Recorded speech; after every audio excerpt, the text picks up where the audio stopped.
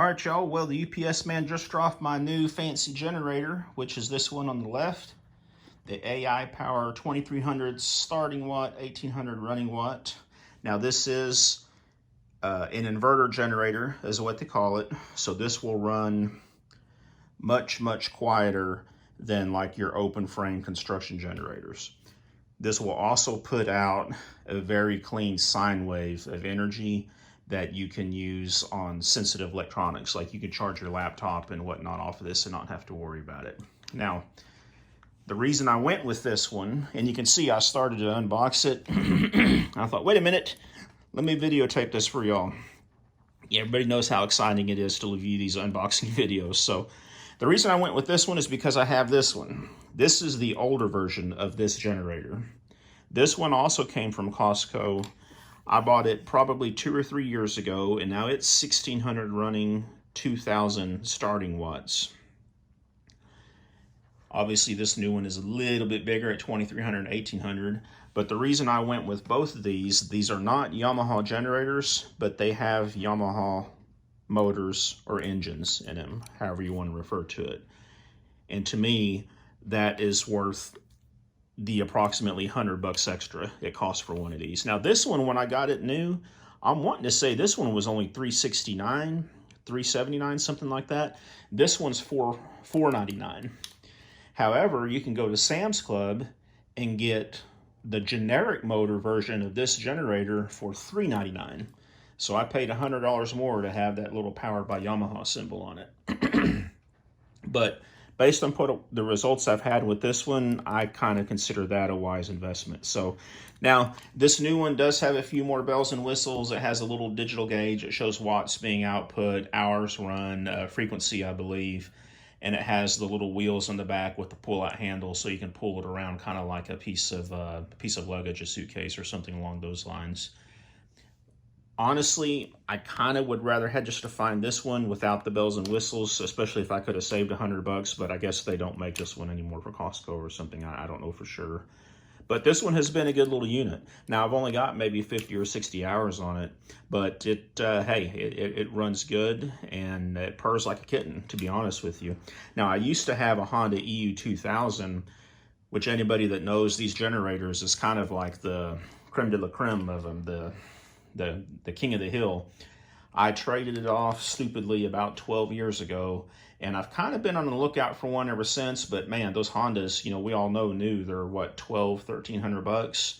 I mean, literally, you could buy 3 of these Yamaha powered AI brand ones for the price of that. Just about 3 of them.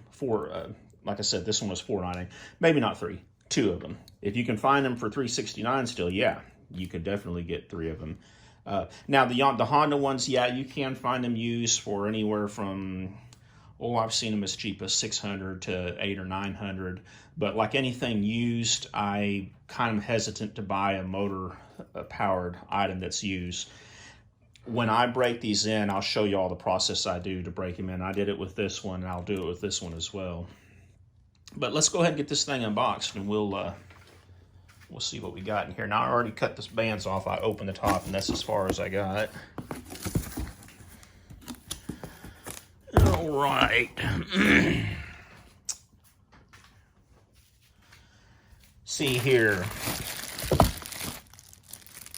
Got a bottle of dyno oil, SAE 10W30 engine oil. Now, I'll use this for the break-in, but after the first couple of hours running on this, I'll switch it over to Mobile One. Some people think you should switch it after about 20 hours, but we'll see how. And then we've got a goodie bag, and then we've got the unit itself. So, I can't finagle this thing out of here with one hand, so let's take it out and we'll take a closer look at it. All right, we got it on the top of the messy workbench, and I apologize sincerely for the mess, but yeah, it's been hectic out here these last few months. And I was able to just pick this up with one hand out of the box. It only weighs, I think it weighs around 50 pounds or so.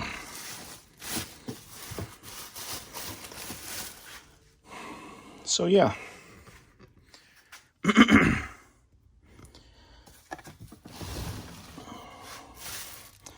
Definitely has a lot bigger control panel versus my old one. See, we've got the 30 amp output that you can hook. I'll show you what I use on these. This is basically a Camco generator adapter, and you can see it has the 3 prongs in it, and it plugs in right here.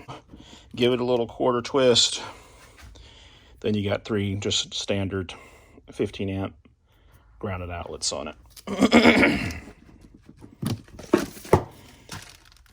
Now, in the box, I also found this handy dandy little oil change funnel. You're definitely going to need that. And then, of course, they had a manual. So let's take a closer look at those other goodies that came in the other goodie bag. All right, so we have the parallel cables. These are the cables that plug into this outlet on the generator, then run to the other generator, has a like outlet on the front of it. Just string them together. You've got a high quality toolkit like you usually get in these things, which has a spark plug wrench and a screwdriver. I'm sure that'll come in handy.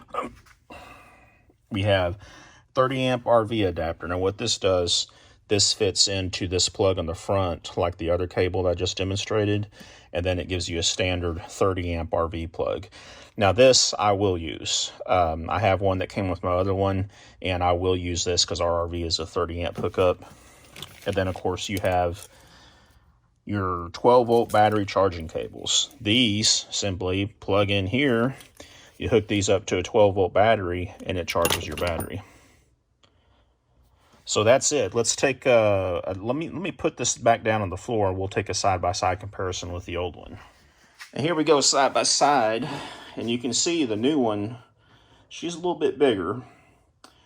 I'm not crazy about that, but it should be okay. The reason I'm not crazy about it is this one, when I had the X-Tang bed cover, the level bed cover on my pickup, this one would fit underneath it perfectly.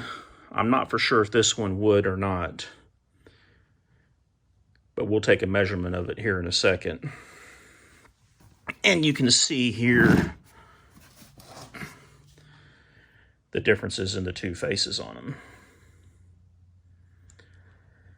Now they both have a 12 volt outlet. They both have the 30 amp and the standard.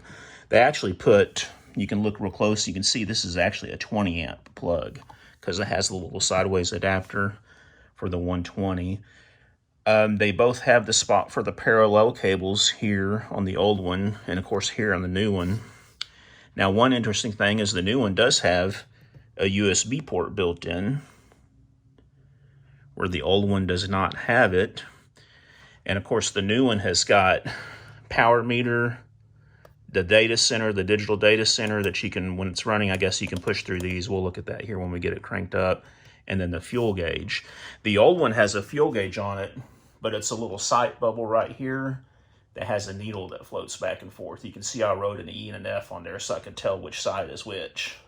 And it works pretty good. It's pretty accurate, that fuel gauge is. Now, one thing I do note, the old one does have the little weather caps over the reset button and the eco throttle, and this one does not. So yeah, that's it. Now let me tell y'all what I do when I break these in. This is some of the magic stuff that I use. This is Lucas oil stabilizer. Basically, this is sold to add to normal engine oil to kind of increase it. To me, it looks basically like a sticky, real heavy viscosity oil. But what I do when I break in these small engines like this, before I even do the first crank on it, I'll pull out the spark plug. I'll add like a little squirt of this oil down inside the spark plug hole, and then I'll slowly pull that starting rope 3 or 4 times. My theory is, and I've seen other people do this too, and on YouTube videos, I've seen other people recommend this same recommendation. It's lubricating those cylinder walls for that first crank up. After I pull it a few times, I'll put the plug back in, put the put the plug cable back on it, and then start it up, run it like normal. Now, of course, after I put oil in it to start it. Now, like I already said, I do like to use the dinosaur oil for the initial break-in, but after the first 1 or 2 oil changes of the dinosaur oil, I'll switch it over to Mobil 1 full synthetic 10W30. That's what I like to use in all my small engines. So, but yeah, I'm going to pull the plug on this. We'll see how hard that is, and we'll put a squirt of this or 2 down in here, and then I'll show you what I'm talking about. So this is the opposite side, and another nice plus I just noticed, this has a thumb screw for service panel access. My old one looks like this. On the old version, you have to pull out these 2 screws using a Phillips head screwdriver and pull the panel out like that. So that's a big plus for this new one. So it's just a small screw, and then it looks like you probably just pull this panel off.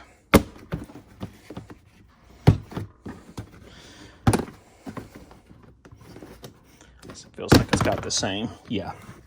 See, it has these little pegs sticking up that fit into these rubber grommets.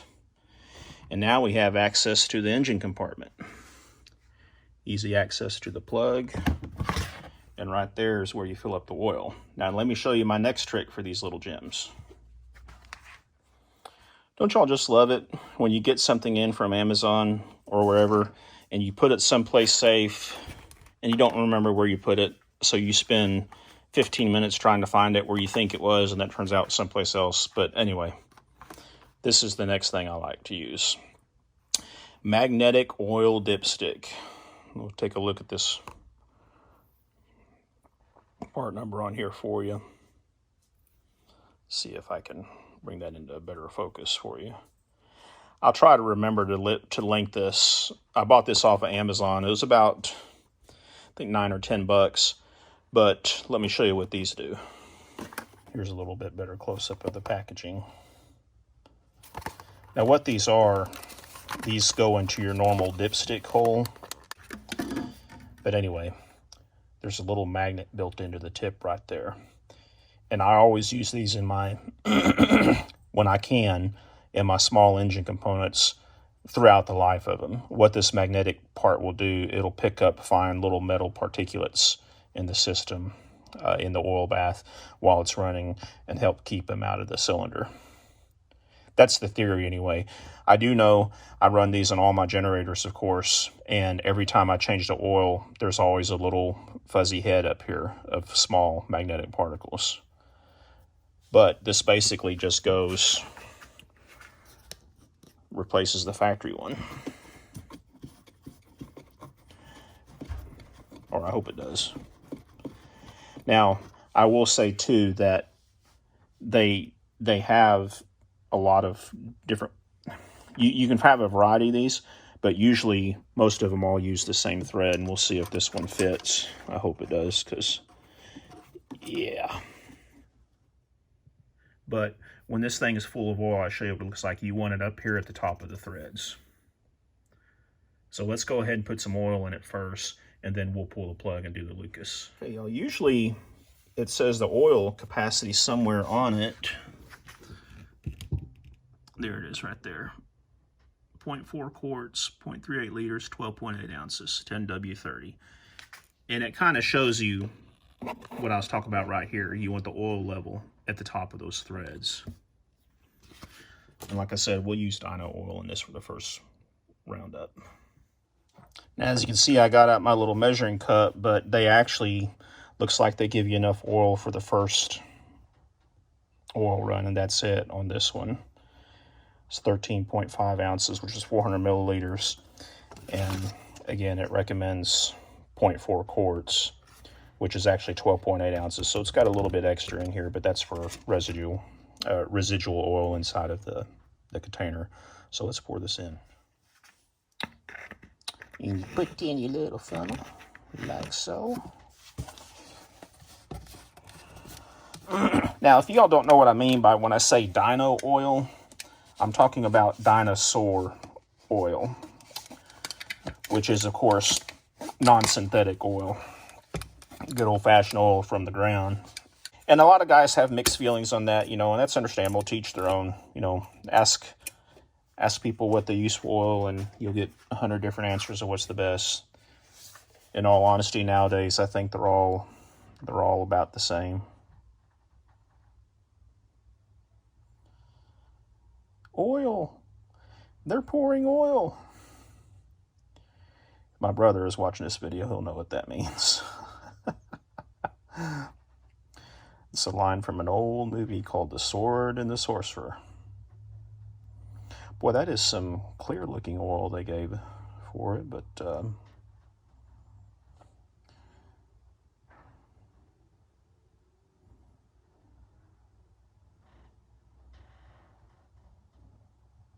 now the theory is if you use dyno oil for the break-in because of something, how the dyno oil does the cylinder walls or something, I don't know.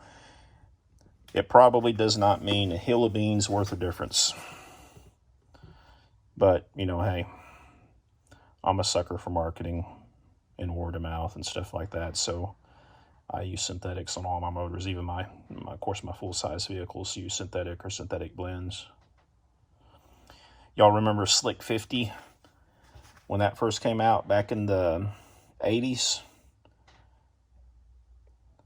Synthetic oil additive, boy, and everybody was talking about it, how good it was and how much life it had. You know, I don't even know if you can still go buy Slick 50, actually. Maybe. All right, well, we got that much in there. So let's take a look and see how it looks on that. Oh, yeah. Yeah, we got a little extra right there. I can see it coming out. It's going to make a nice mess. Tip number 2, always have some blue shop towels available. Yeah, I did overfill it, which in the oil's defense, it did say that it was more than what you needed, but I overfilled it just a little bit, so we'll let it sit there and drip for a second before we put the dipstick in. About 4 paper towels later, installed, ready to go. So let's go ahead and pull this plug out and do a couple of smooth strokes on it. Here's the plug pulled. Let's try out their handy dandy little spark plug wrench, see how well it works. It works. Already busted it loose. It was on there pretty good. Nothing I couldn't handle without using the little handle they give you with it. Let's take a look at that. Now normally you should gap the plug at this point, but I'm not going to worry about that. And JK, okay. Another little tip for you preppers, always have a couple of extra plugs available for your motor. And that's the little hole we're going to put some Lucas in. Now, there ain't no way I'm going to be able to do that while holding a camera without making a mess. So what I'm going to show you is in this little cup. I'll show you how much of a squirt I put in there. All right, so basically I'll do about yay much here.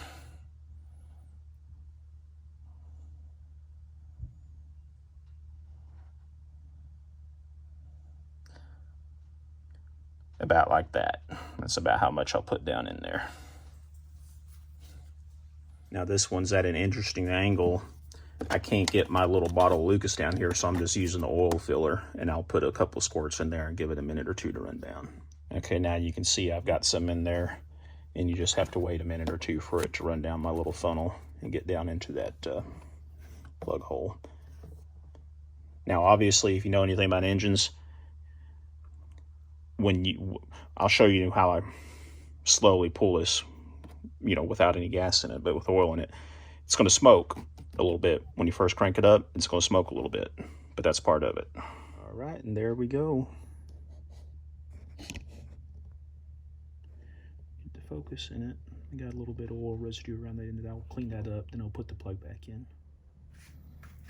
All right now, the plug is still out, so there's no compression in that cylinder, but I'll just take this pull rope and pull it real slow,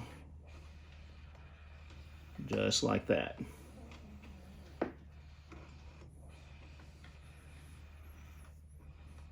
Just do that a few times.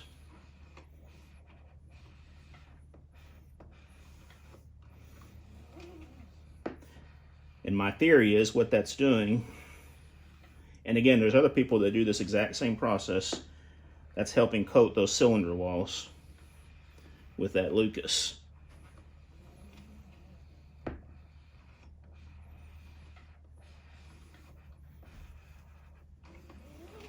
All right, now we'll put the plug in.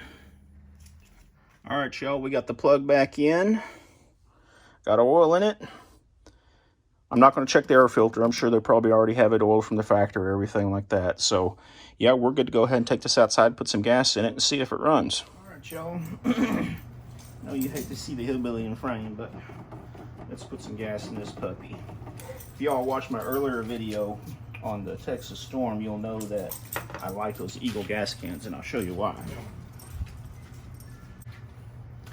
This is what they look like.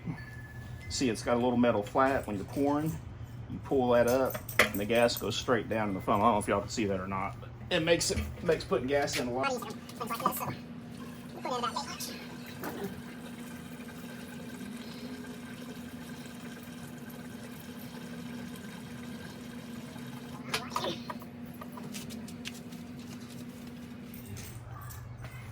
You'll also note if you watch my earlier video, I only recommend putting, I ain't got gas all over my brand new generator.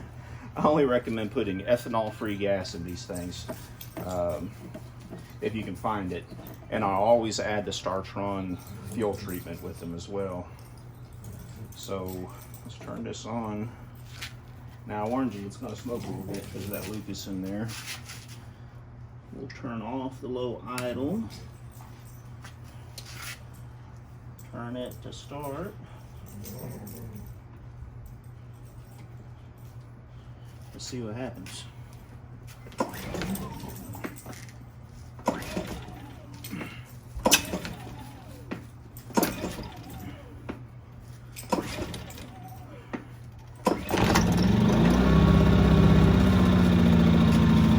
That's that Lucas burn off.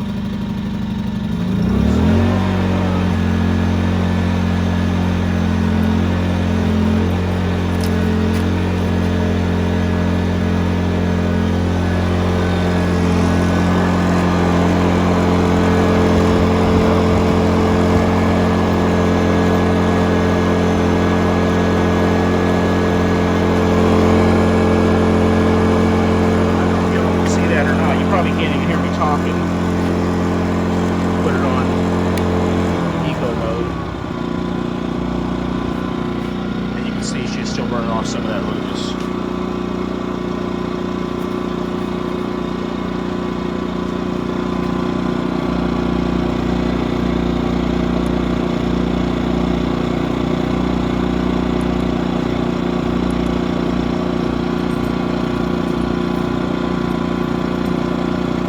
It's got a little electronic fuel gauge. Now, some people, I read a reviewer, they said this is not as accurate as the other one, but time will tell on that.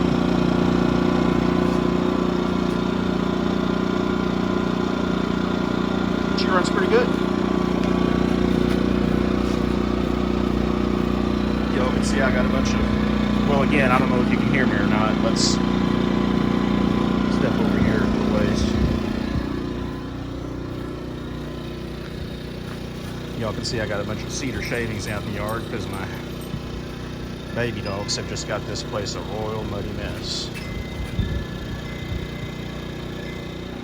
We're going to let her run for about an hour or so without a load, then I'll probably let her run for about half an hour with a load on it, then change oil and go ahead and get synthetic in it and let her run for another hour or two after that, and then we'll call it good.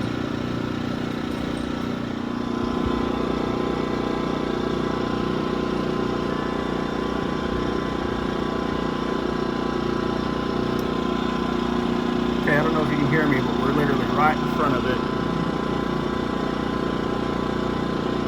About 78 decibels. So eco mode on. Let's turn it off.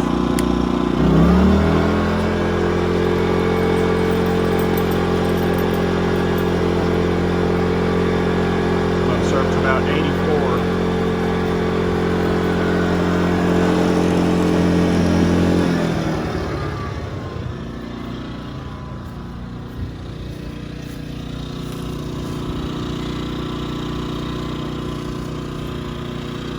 And here we are probably 15 feet away.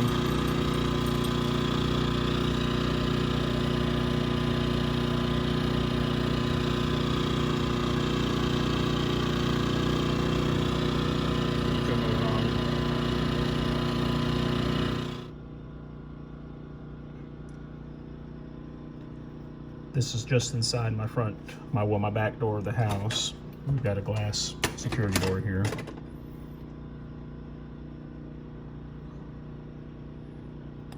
About 64 decibels.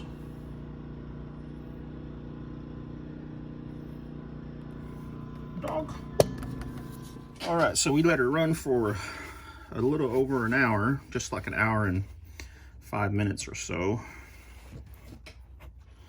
So I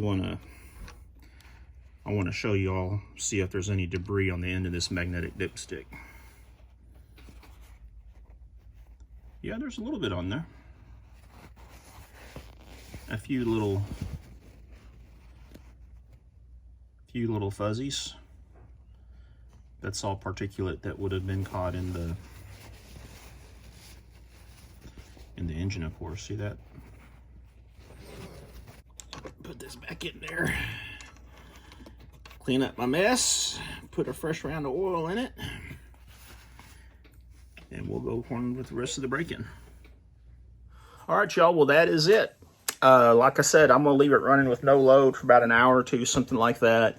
Then I'll probably put a space heater on it or something like that to run that load for a little bit. I'll probably go ahead and change the oil between that first and second run. Go ahead and start putting synthetic in it and get her broken. That's the way I like to break them in. You know, I'm sure there's a lot of guys out there that know a lot more about it than me, and hopefully I didn't damage it too bad by using that break-in method. But in my defense, that's what I've done for years on a lot of small engine stuff, and it always seems to work fine. You know, I never have any long-term problems on them. So take it with a grain of salt. Y'all do your research, check out some more of the more knowledgeable people on YouTube probably. But that's just how I like to do it. And yeah, it looks like it's going to work out to be a pretty good little generator. So thanks for watching. And as always, don't forget to like, comment, and subscribe. Y'all be safe.